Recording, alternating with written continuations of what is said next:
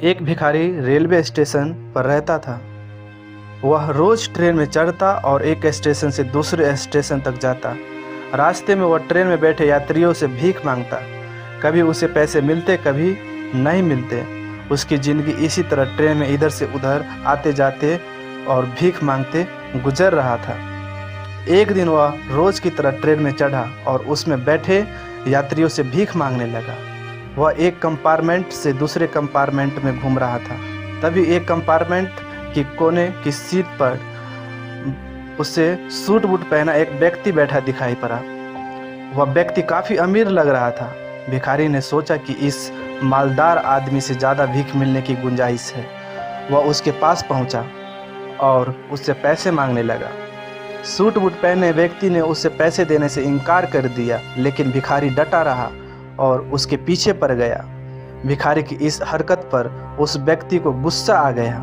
गुस्से में वह बोला, बड़े अजीब हो, मैं तुम्हें पैसे देने से मना कर रहा हूँ और तुम मेरे पीछे पड़ गए हो। चलो ठीक है, मैं तुम्हें पैसे दे भी दिए, तो ये बताओ कि बदले में तुम मुझे क्या दोगे। यह सुनकर भिखारी सोच में पड़ गया। कुछ देर सोचने के बाद वह बोला, साहब मैं आपको क्या दे सकता हूँ। मैं तो एक भिखारी हूँ, लोगों से मांग मांग कर अपना पेट भरता हूँ। किसी को कुछ देने की मेरी औकात नहीं है।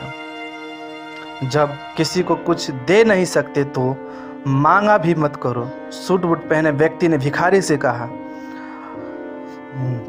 उस दिन भिखारी जब ट्रेन से उतरा तो सोचने लगा कि मैं लोगों को क्या दे सकता हूँ। नज़र इधर उधर दौड़ाने पर उससे फूलों से लदे कुछ पौधे दिखाई पड़े। उसने सोचा कि जब कोई मुझे भीख देगा तो बदले में मैं उसे एक फूल दे दिया करूँगा। उस दिन के बाद से वह अपने साथ एक झोले में फूल रखने लगा। जब भी कोई उसे भीख देता, वह झोले में से निकालकर एक फूल उसे दे देता। भीख देने वाला यह देखकर खुश हो जाता। भिखारी को भी ये बड़ा अच्छा लगता। एक दिन ट्रेन में भिखारी को वही सूट बूट वाला आदमी फिर से दिखाई पड़ा।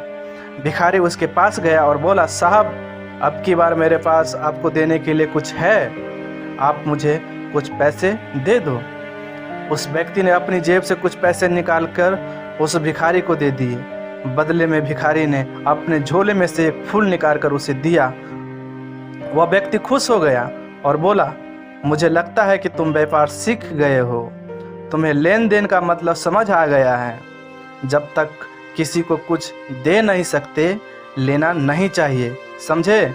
उस व्यक्ति का स्टेशन आ गया था। वह ट्रेन से उतरकर चला गया, लेकिन उसकी कही बात भिखारी के दिमाग में घर कर गई।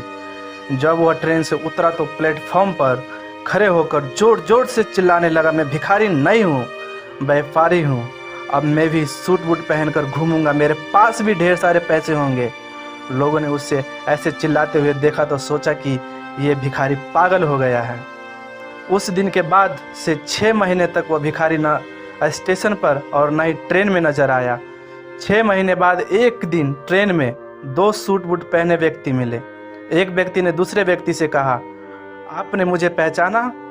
हम पहले 2 बार मिल चुके हैं।